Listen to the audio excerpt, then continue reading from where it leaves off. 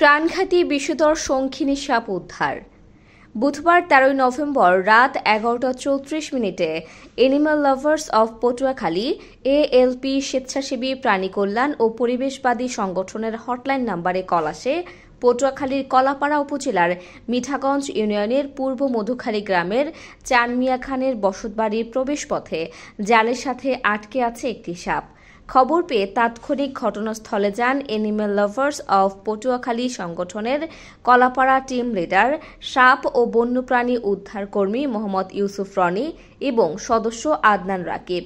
তারা ঘটনাস্থানে গিয়ে দেখেন এটি একটি শঙ্খিনী সাপ, যার ইংরেজি নাম ব্যান্ডেড ক্রেট ও বৈজ্ঞানিক নাম বাঙ্গারাস ফ্যাসিয়াটাস। এটি প্রাণঘাতী নিউরোটক্সিন বিষ সংবলিত একটি সাপ। তারা সাপটিকে জাল থেকে ছাড়িয়ে স্থানীয়দের সাপ সম্পর্কে সচেতন করেন এবং উদ্ধারকৃত সাপের উপকারী দিক সম্পর্কে সকলকে অবগত করেন।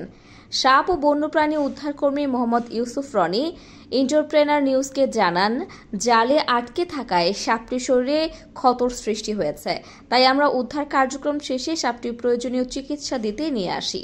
বর্তমানে চিকিৎসা চলছে। প্রয়োজনীয় চিকিৎসা শেষে সাপটি উপযুক্ত পরিবেশে অবমুক্ত করা হবে।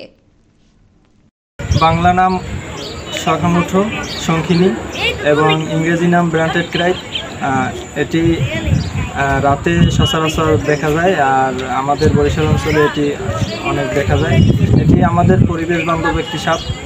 এই সাপটি যদি আমাদের বাড়ির পাশে থাকে তাহলে এই সাপটি মূলত আরও অন্যান্য সাপ খায়।